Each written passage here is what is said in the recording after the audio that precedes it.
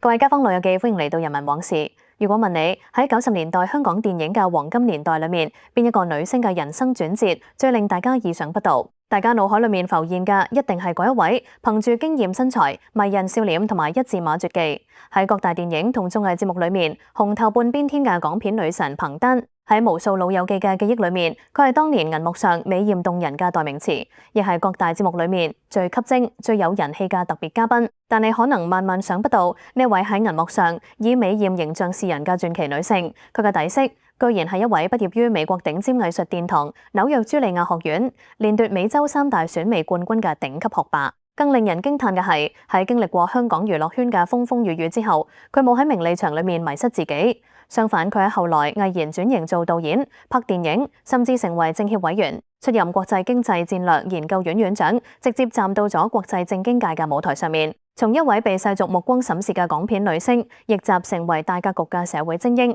彭丹用自己嘅一生話俾所有人聽，別人俾你嘅標籤並唔重要，最緊要嘅係你自己有冇勇氣去改寫命運。今日就讓我哋用最客觀、最體面嘅情感，一齊嚟拆解彭丹呢段最震撼、最硬核嘅逆風翻盤傳奇。講起彭丹，好多人第一時間諗到嘅係佢喺銀幕上嘅美豔同火辣身材，但鮮為人知嘅係，佢其實出身於一個充滿文化氣息嘅藝術世家。彭丹從小就展現出極高嘅舞蹈天賦，14歲嗰年，佢憑住優異嘅成績同深厚嘅芭蕾舞功底，考入咗全球頂尖嘅藝術殿堂美國紐約茱莉亞學院，成為該校極少數獲得全額獎學金嘅華人學生。喺紐約留學期間，佢每日都要進行高強度嘅芭蕾舞訓練，磨練出極之堅韌嘅意志力同優雅嘅氣質。到咗90年代初，正喺美國留學嘅彭丹參加咗選美比賽，點知一展身手就震撼咗整個美洲華人圈。佢憑住東方女性嘅優雅氣質、流利嘅英語，加上精湛嘅芭蕾舞表演，接連奪得華裔小姐、美國中國小姐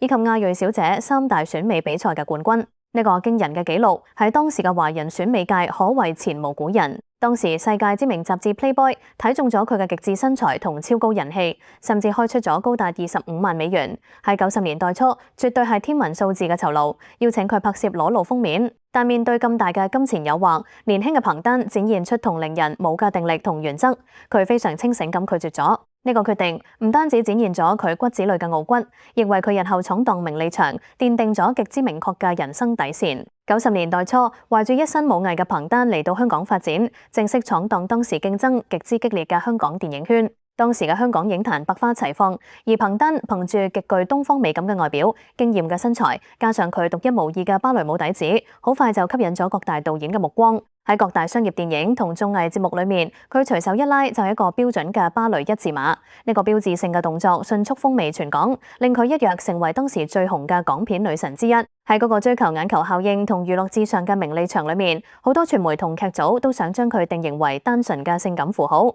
面對無數嘅邀約同利益誘惑，彭丹心裏面非常清楚自己嘅方向。佢雖然配合電影嘅商業宣傳，但喺拍攝過程裏面，佢始終堅持自己嘅原則同底線，絕對唔會做違反自己理念嘅演出。就算面對外界嘅種種偏見同議論，佢喺鏡頭面前依然笑臉迎人，用最專業嘅態度去完成每一個動作，演好每一個角色。當時嘅香港娛樂圈充斥着踩低、攀高同浮躁，但彭丹靠住喺紐約練芭蕾舞磨練出嚟嘅一股韌勁，喺風浪裏面站穩咗腳跟。佢唔單止喺香港拍咗幾十部熱門電影，仲用自己嘅禮貌、修養同極高嘅情商，贏得咗台前幕後無數同行嘅尊重。佢用行動證明，一個女演員就算身處名利場嘅漩渦，一樣可以靠自己嘅真本事同傲骨，活得坦坦蕩蕩。當好多人都以為彭丹會一直留喺娛樂圈享受名利嘅時候，佢卻喺事業高峰期做咗一個震撼所有人嘅決定，告別香港名利場，返回內地重新開始。佢唔再滿足於只係做鏡頭前被挑選嘅女演員，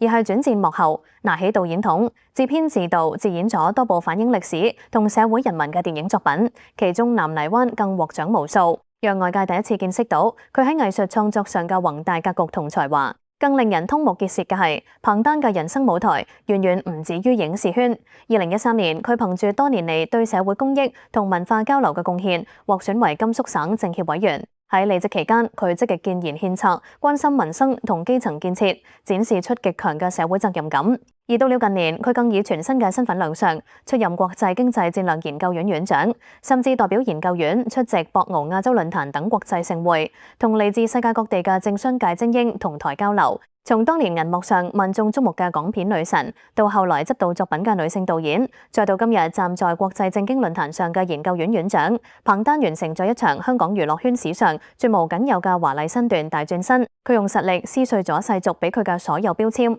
喺人生嘅後半場，以極高嘅智慧同格局，重新定義咗屬於自己嘅精彩人生。縱觀彭丹嘅傳奇半生，從紐約名校嘅芭蕾學霸，到90年代紅透半邊天嘅港片女神，再到今日站在國際舞台上面嘅研究院院長，佢嘅人生就好似一部精彩絕倫嘅逆襲電影。世俗嘅眼光曾經俾過佢無數嘅標籤同偏見，但佢從來冇被呢啲標籤困住自己嘅腳步。相反，佢憑住骨子裏嗰份清醒同韌勁，喺每一個人生階段都活得清清楚楚，一步一個腳印咁改寫咗自己嘅命運。彭丹嘅故事話俾我哋聽，一個人真正嘅高貴唔係嚟自於別人俾你嘅評價，而係嚟自於你內心嘅定力同對理想嘅堅持。無論身處邊個環境，只要你心裏面有底線、有智慧，並且敢於突破自己，就無任何世俗嘅眼光可以阻擋你活出屬於自己嘅光芒。佢用自己嘅半生喺名利場同現實世界裏面寫下咗一段最震撼人心嘅大女主傳奇。今日彭丹嘅故事就分享到呢度。